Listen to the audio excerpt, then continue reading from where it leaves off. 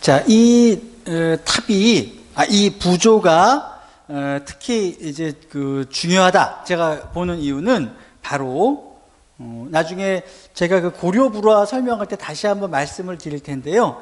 보통 관경변상도라고 하는 이런 극락세계를 부처님께서 보여주시는 그런 장면을 그린 그림입니다. 바로 이 그림이 지금 방금 보신 그런 남인도 아마라바티의 설법도상에서 발전한 것이다 라고 하는 게 이제 그런 부분에 좀 초점을 맞춰서 우리가 살펴보면 좋겠다는 것이죠. 자, 관경이라고 하는 게 뭐냐?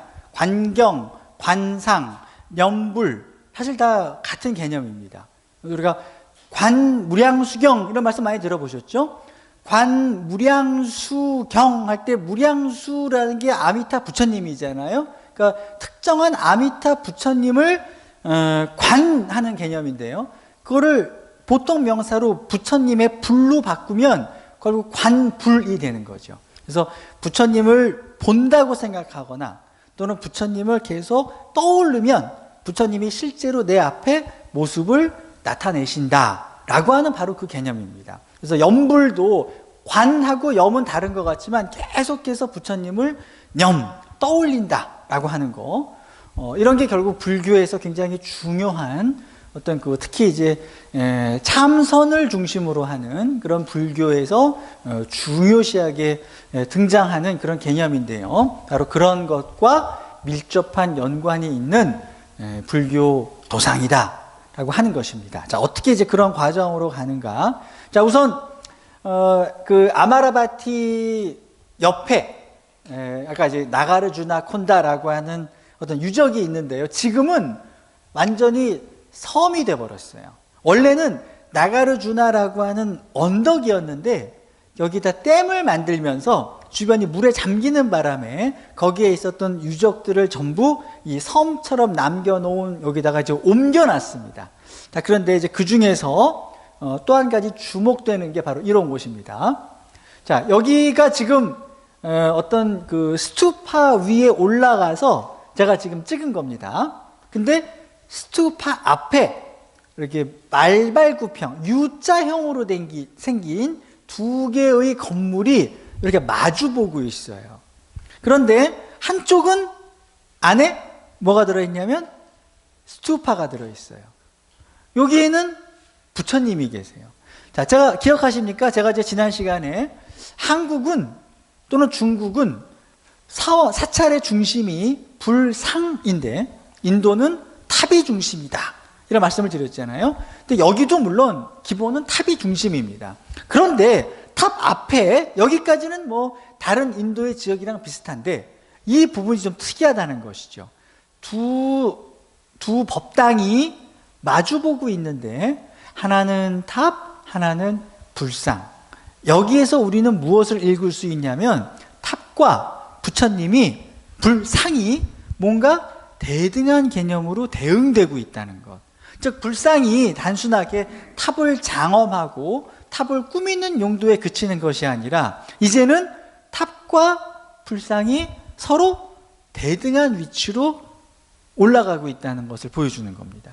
어떻게 보면 동아시아에서 불상을 중심으로 하는 그런 사찰의 구조는 이런 데서부터 시작된 것일 수도 있습니다. 자, 근데 이런 개념도 우리가 방금 보셨던 그 설법도의 개념이랑 비교해 보면 뒤에 탑이 있고 앞에 부처님이 서 계셨죠. 하나는 탑은 역사 속에 실존했던 고타마 시다르타 부처님, 그 다음에 그 앞에 서 있었던 부처님은 영원한 진리의 본체로서의 어떤 그 석가모니 부처님을 상징하는 개념이다 이렇게 말씀을 드렸는데요. 방금 보신 두 개념도 마찬가지일 것 같아요.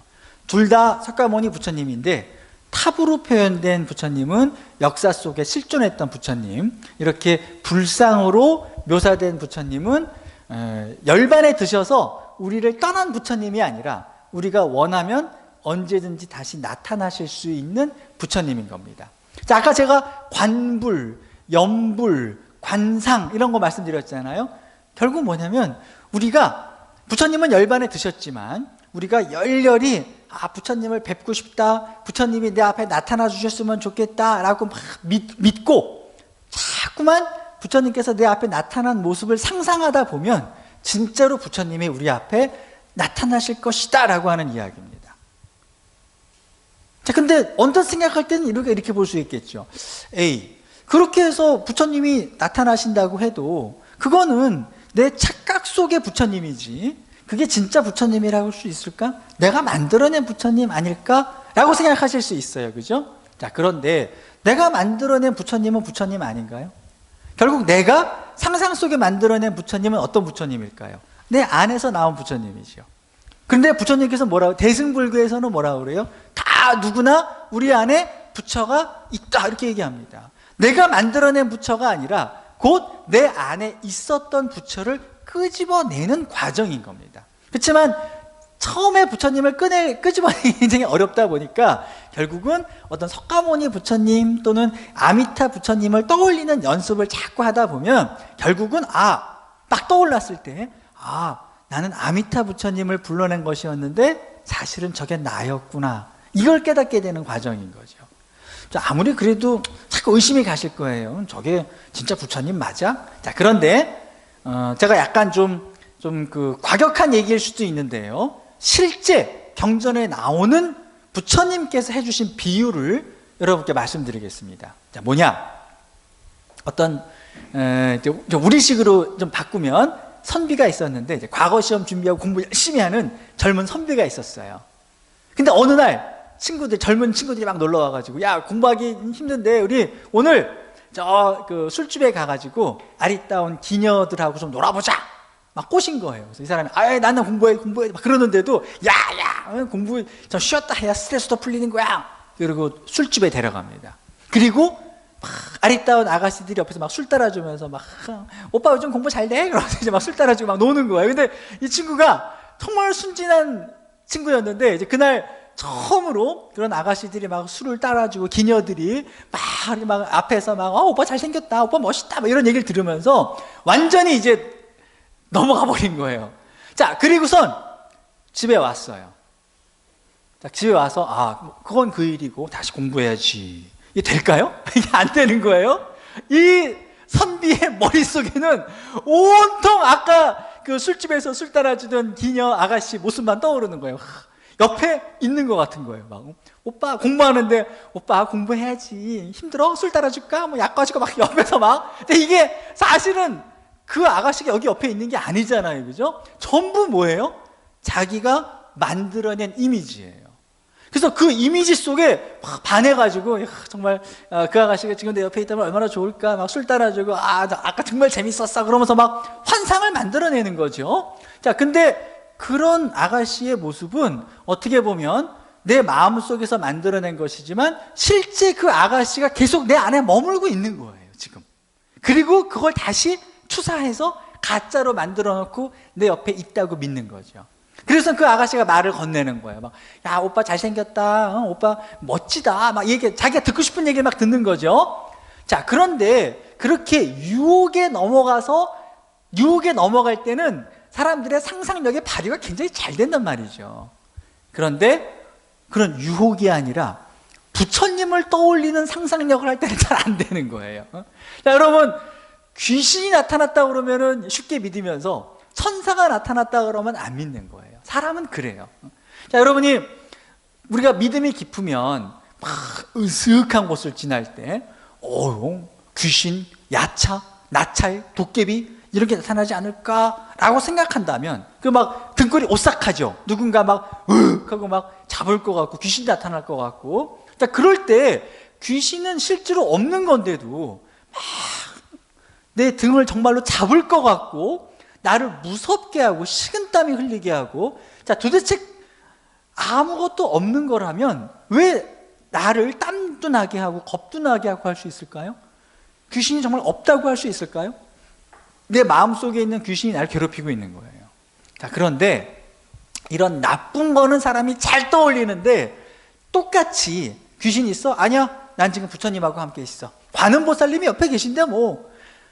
그렇게 우리가 귀신을 막 실감나게 느끼는 것처럼 관음보살이 관음보살님이 정말 내 옆에 있다고 실감나게 느끼는 건 잘 못한단 말이죠. 부처님이 정말로 내 곁에 바로 계시다라고 하는 그런 좋은 측면에서의 상상력은 이상하게 발휘가 잘 안 돼요. 나쁜 유혹, 귀신, 도깨비 이런 무서운 거, 나쁜 거는 상상력을 억누르려고 해도 막 샘솟는데 좋은 건 잘 안 돼요.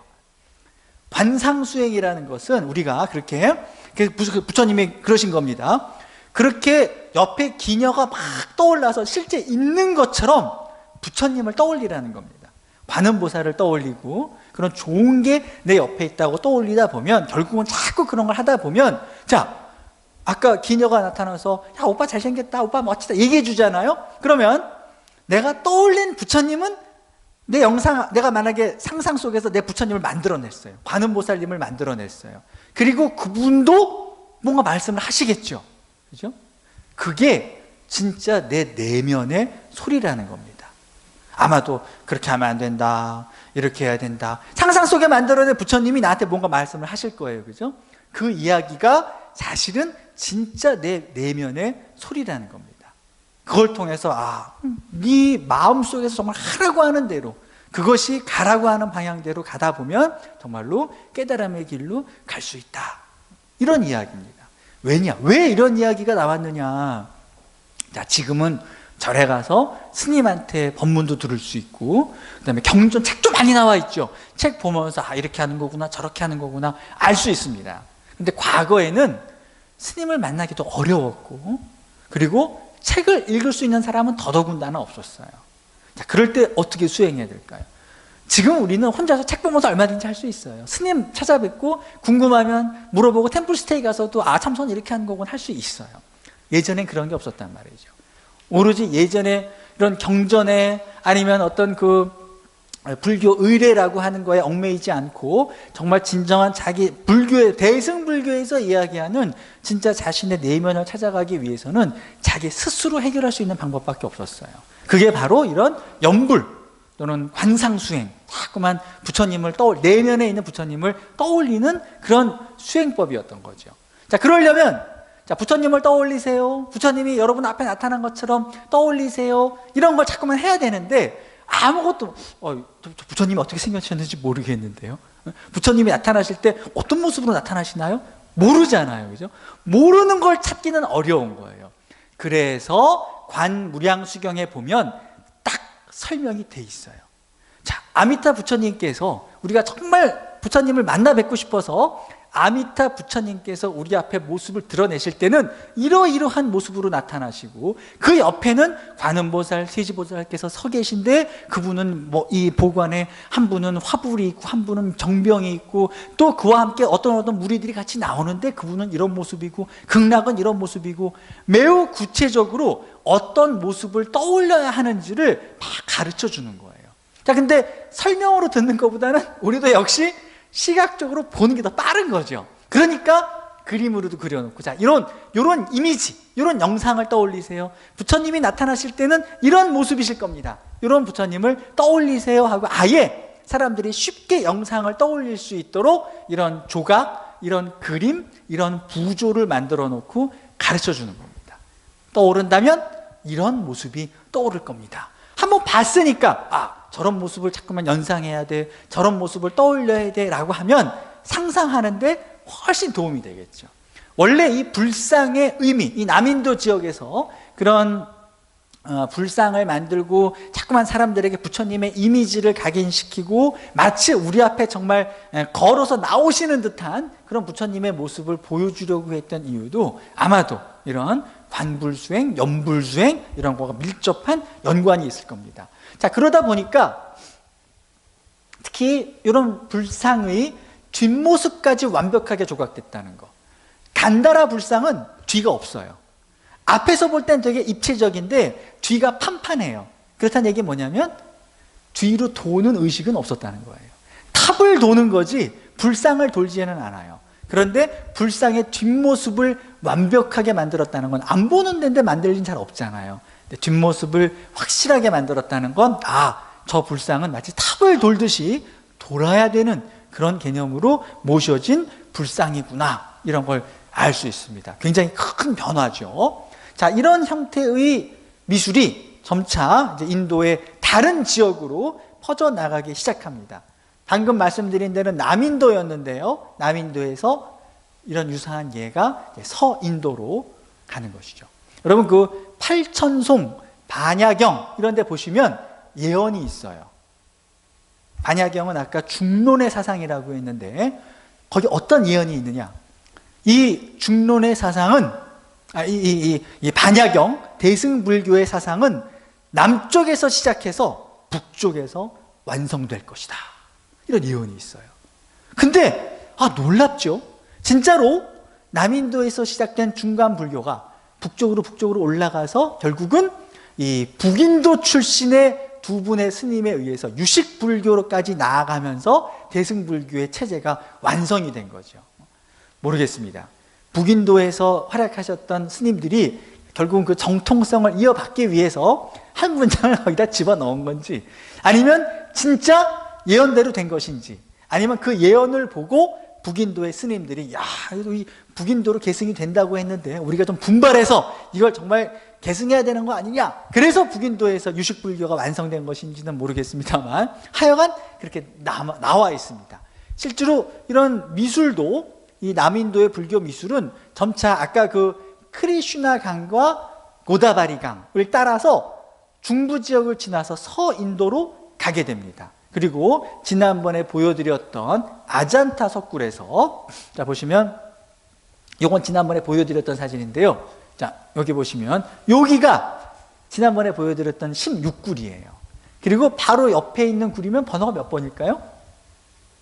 16굴 다음이니까 17굴이죠. 그렇죠. 맞습니다. 17굴입니다. 너무 어려운 질문이었나요? 하여튼 16굴 다음에 요 17굴. 자, 요 안으로 자, 여러분을 모시고 들어가 보겠습니다. 딱 들어가면 여기도 마찬가지로 스님들이 머무는 공간이었어요. 방이 하나하나의 방이 쭉 있는데 여기 약간 큰 방이 있었겠죠. 그 방을 뒤로 더 뚫어서 불상을 모시는 공간을 만든, 다시 말해서 위하라였는데 그 안에 불상 숭배가 중요한 의식으로 어떤 관례로 자리 잡으면서 여기도 불상을 모시게 됐던 것입니다. 근데 이 벽면에 보면 이런 그림이 그려져 있어요. 자, 근데 여기는 수조판은 없습니다. 그런데 여기에도 세 분의 부처님이 그려져 있어요. 대신에 아까 탑으로 표현되어 있었던 부처님 대신에 이제 아예 그냥 모든 그 상징되었던, 탑으로 상징되었던 부처님도 완전히 부처님의 모습으로 표현된 그런 모습인데요. 자, 이게 사실은 뭘 표현한 것이냐면 부처님께서 그 자신을 낳으시고 일주일 뒤에 세상을 떠나신 어머니 마야 부인을 위해서, 당시에 마야 부인께서는, 마야 부인의 영혼은 도리천이라고 하는 천상의 세계에 계셨어요. 그래서 그 도리천에 계신 자신의 어머님께 설법을 해드리기 위해서 하늘나라로 올라가신 겁니다. 도리천으로. 그런데 천상의 세계에서의 시간하고 지상의 세계에서의 시간은 달라요. 천상에서는 말하자면 천상에서 하루를 보내면 그게 지상에서는 뭐 몇 달에 해당하는 시간이에요. 그래서 부처님은 잠깐 어머니를 만나고 오시겠다고 간 거였는데 지상에서는 벌써 한참의 시간이 지난 거예요. 그래서 이 지상의 왕들이 너무 부처님을 막 보고 싶어하고 그리워하는 가운데 이 우다야나 왕이라고 하는 왕이 너무 부처님이 그리운 나머지 부처님 제자셨던 목건련 무드갈라야나 이분에게 부탁을 합니다. 이 목건련 제자 이분은 원래 신통력이 좀 뛰어난 걸로 널리 알려져 있어요. 그래서 그분한테 당신은 신통력이 있으니까 부처님이 지금 올라가 계신 도리천에 당신도 올라가실 수 있지 않습니까? 가셔서 지금 올라가신 지 벌써 시간이 이렇게 돼서 엄청나게 많은 불제자들이 기다리고 있다. 가급적이면 좀 빨리 지상으로 내려와 주시면 안 되겠느냐 하는 우리의 간곡한 뜻을 부처님께 좀 전해 주십시오.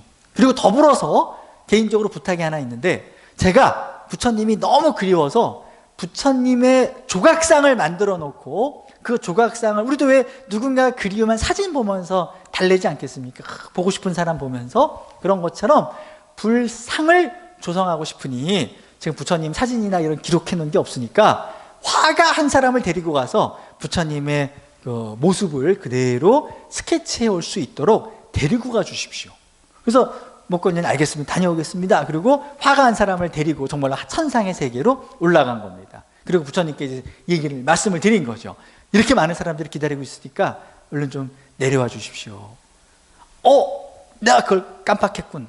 내가 그러면 언제 이렇게 많이 너무 오랫동안 지상의 시간으로는 너무 오랫동안 이 천상의 세계에 머물렀으니 내가 몇 월 며칠 날 몇 시에 쌍카시아라고 하는 도시로 도로 내려갈 것이니 그동안 나를 보고 싶었던 사람들은 그 쌍카시아에 바로 그날 그 시간에 내려와 있으면 나를 만날 수 있을 것이오 라고 이제 알려준 겁니다. 자, 그 이야기가 오가는 동안에 목건련이 데려간 화가는 얼른 부처님 스케치를 막 한 겁니다. 부처님, 그게 평소에 사진이 있었으면 찍어놨을 텐데 이런 일이 있으리라고는 상상을 못하고 아무도 부처님을 사진을 찍어놓거나 스케치를 해놓은 게 없었던 겁니다. 그래서 이 화가가 얼른 막 스케치를 한 다음에 이제 목건련하고 같이 내려왔습니다. 우다야나 왕은 그 스케치를 기본으로 부처님과 똑같이 생긴 조각상을 만들었습니다. 기록상으로는 그게 불교에서 최초로 만들어진 불상입니다. 어떤 사람들은 그게 아마 부처님 생전에는 그런 불상이 안 만들어졌을 것이다 이렇게 보는 사람도 있지만 불교에서 지금처럼 불상을 숭배하는 전통은 아니었지만 부처님이 그리워서 부처님을 그림으로 그리거나 부처님을 조각으로 만들어서 그런 그리움을 달래려고 하는 그런 전통은 그 당시에 충분히 만들어질 수 있지 않았었을까. 그래서 이게 단순한 만들어낸 이야기는 아닐 것이다 라고 하는 게 또한 하나의 그 중요한 견해이기도 합니다. 저도 그렇게 생각합니다. 아마 그때 정말로 만들어진 어떤 부처님이 불상이 있지 않았었을까 그렇게 생각이 됩니다. 자, 그런데 이제 문제는 실제로 부처님께서 약속한 그날 그 시간에 쌍카시아라는 도시로 내려오신 겁니다. 내려오실 때 어떻게 내려왔느냐, 하늘에서 에스컬레이터가 내려왔습니다. 도리천에서 쭉. 근데 에스컬레이터가 3개가 내려왔다고 그래요. 가운데 부처님이 밟고 내려오신 에스컬레이터는 다이아몬드 에스컬레이터였습니다. 금강 에스컬레이터였어요. 그걸 타고 내려오신 거예요. 그 다음에 옆에는 이제 브라만과 인드라, 범천, 제석천이 부처님을 모시고 예를 뭐 금이나 아니면 뭐 칠보나 이런 걸 장식된 에스컬레이터를 타고 쭉 내려오는 그런 장면입니다. 요 위에 계시죠? 그 다음에 위에서 점차 내려와서 지상으로 내려온 그런 모습을 지금 표현한 것입니다. 자, 그런데 이때 2가지 설화가 같이 엮여 있습니다. 뭐냐? 하나는 이렇게 딱 부처님이 내려오실 때 우다야나 왕이 불상을 만들었잖아요. 그래서 그 불상을 딱 가지고 있다가 내려오신 부처님께, 부처님, 제가 부처님이 너무 그리워서 안 계신 동안에 이런 불상을 만들었습니다. 이게 잘한 건가요? 못한 건가요? 제가 좀 이상한 건가요? 너무 제가 부처님께 너무 집착하는 스토커처럼 집착하는 건가요? 이렇게 아마 물어봤던 모양이에요. 그랬더니 부처님께서 아닙니다. 잘하셨습니다. 앞으로는 내가 없을 때, 여기서 말하는 없을 때라는 건 뭐냐? 결국 부처님께서 열반에 드신 다음이겠죠. 부처님께서 이제 이 세상에 더 이상 중생들을 만나주지 못할 때 이런 상을 만들어 놓고 공양을 하면 내가 살아있을 때 나에게 공양한 것과 같은 의미가 될 것입니다. 앞으로 좋은 모범의 사례를 만드셨습니다 하고 이제 칭찬해 주셨다는 얘기입니다. 근데 이게 조금 더 신화적으로 조금 바뀌면 어떤 얘기가 되느냐? 자, 부처님 앞에 우다야나 왕이 만든 조각상을 갖다 놨어요. 그랬더니 부처님이 싹 내려오시는데 이 조각상이 자기가 부처님이 안 계신 동안에 부처님 행세를 한 거잖아요. 자기가 의도한 건 아니지만. 근데 진짜 부처님이 내려오니까 이 조각상이 겁이 난 거예요. 그래서 조각상이 벌쩍 일어나고 막 도망가는 겁니다, 아마. 그러니까 부처님이 잠깐 또 하나의 나 그대 잠깐 기다리시오. 그러더니 도망가지 마시오. 당신이 내가 없는 동안에 많은 사람들에게 이렇게 희망을 주고 위로를 해준 건 굉장히 잘한 겁니다. 앞으로라도 내가 부재하게 되면 내가 없는 동안에 나를 대신해서 중생들에게 이런 희망을 주도록 하시오라고 똑똑똑 두드리려 잘했다, 칭찬을 해주셨다는 얘기입니다. 결국 두 얘기 다 사람들이 왜 불상을 조성해서 모셔야 하는가라고 하는 그 중요한 일화가 거기 하나가 들어가 있고요. 이건 사실은 뭐 굳이 대승불교하고 큰 관계는 없습니다. 그런데 두 번째 설화가 이 도리천에서 내려오시는 이 부처님의 이야기와 연결되어 있는데요. 그거는 어떤 이야기냐면, 자, 부처님이 내려오신다고 하니까 인도에서 내노라 하는 왕과 귀족들이 다 모인 거예요. 자, 근데 이제 모인 사람들 간에 은근한 이제 알력 다툼이 벌어지는 겁니다. 뭐냐면 누가 제일 먼저 부처님께 달려나가서, 이제 보통 보면 왜 귀빈들이 오면 누가 꽃다발 같은 거 들어가서 오셨습니까? 꽃도 걸어주고 막 꽃다발 주고 막 그래야 되잖아요. 이거를 누가 할 거냐를 가지고 이제 왕과 귀족들 사이에서 은근슬쩍 막 뭐 자존심 싸움이 열린 겁니다. 자, 그때 왕들이 내세운 거는, 야, 그래도 우리들을 대표해서 부처님을 맞이하러 가는 사람은 우리 중에서 제일 군사력도 세고 재력도 풍부한 사람이 제일 먼저 나가야 되는 대표의 권한이 있는 거 아니냐. 그런 생각에 의해서 각자 자기가 동원할 수 있는 온갖 금은보화와 군대를 다 데리고 그 자리에 모인 겁니다. 그러니까 막 엄청난 왕들이 자기 힘을 과시하기 위해서 막 나타나니까 좀 힘없는 왕이나 귀족들은, 야, 우린 못 끼겠구나. 그리고 이제 애초에 그냥 포기한 거죠. 그래서 이제 강대국들이, 그래도 내가 좀 더 세 보이지 않나? 그러면서 막 코끼리고 뭐고 다 데려온 거예요. 자, 근데 그때 어떤 왕이 나타났는데, 이 기존의 인도의 왕이 가지고 올 수 있는 군대와 금은보화하고는 비교가 안 되는 엄청난 금은보화와 군대를 들고 나타난 겁니다. 그래서 그 엄청난 강대국들의 왕들도 찍소리 못하고 누구야? 라는 말도 못하고, 왜냐면 누구야? 그랬다가는 저 사람도 몰라, 무식하다는 소리 들을까봐 찍소리도 못하고 그냥 눈치만 보고 있는 거예요. 저 사람 누구지? 하고 있는 동안에 벌써 부처님은 쫙 내려오고, 이 엄청난 군대를 가지고 왔던 사람이 부처님 앞에 무릎을 딱 꿇는 순간에, 여기 보이시죠? 딱 무릎을 꿇는 순간에 사실은 이게 뭐였느냐? 우팔라완나라고 하는 연화색 비군이라고 하는 분이 제일 먼저 부처님을 마중하려고 변신을 한 겁니다. 그래서 엄청난 군대와 금은보화를 마술로 만들어내서 다른 사람 다 제껴놓고 자기가 맨 앞에 간 다음에 싹 변신을 해서, 부처님, 제가 제일 먼저 부처님을 마중 나왔습니다. 그리고 탁 앞에 나타나는 거예요. 그러니까 이제 다른 인도의 왕들이, 스님이 그러셨는데 뭐라 할 수는 없고, 아이고 속았다 그러면서 이제 막 그러고 있었던 것이죠. 그런데 부처님께서는 연화색 비구니께, 그렇게 일찍 나를 이렇게 몸소 이렇게 막 먼저 마중 나와줘서 고맙습니다. 그런데 사실은 진짜 나를 제일 먼저 맞이해 준 사람은 그대가 아니라 사리푸트라입니다. 사리불입니다. 그런 겁니다. 그러니까 이제 사람도 놀라는 거죠. 사리푸트라 어디 계신가? 여기 나오지도 않았는데 사리푸트라가 제일 먼저 부처님을 맞이하셨다니? 하고 보니까 부처님께서 설명해 주시는 겁니다. 내가 여기 쫙 내려오고 있을 때 사리불은 이 자리에 있지는 않았지만 저 멀리 다른 데서 수행을 하다가, 이 시간에 부처님이 내려오시기로 한 시간이지 하고 쌍카시아라는 도시를 향해서 부처님 오셨습니까? 라고 합장을 했다는 겁니다. 제일 먼저. 그래서 이 설화가 들려주는 이야기는 뭐냐? 결국은 육체로서의 부처님이 중요한 게 아니라는 거죠. 자기가 마음속에 생각하고 있는 부처님을 늘 염두에 두고, 그리고 육체로서의 부처님은 열반에 드실 거기 때문에 뭐 대신해서 불상도 필요하고 뭐도 필요하고 하지만, 사리푸트라처럼 부처님의 그 진짜 부처님, 아까 말씀드린 스투파의 속죄의 부처님이 아니라 진재의 부처님을 생각한다면 그 부처님은 영원할 것이다.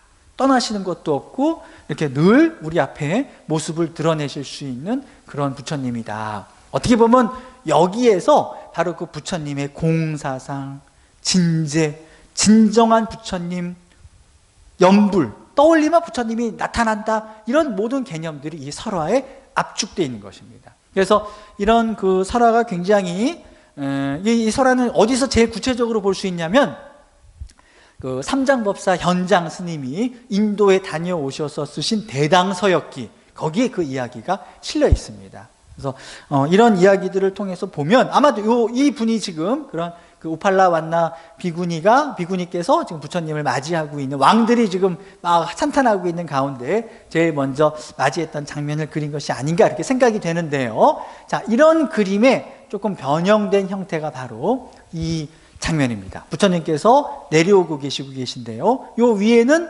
천상에서 어머니께 설법하고 계시는 부처님, 여기는 내려오고 계시는 부처님, 여기에는 그냥 부처님이 아니에요.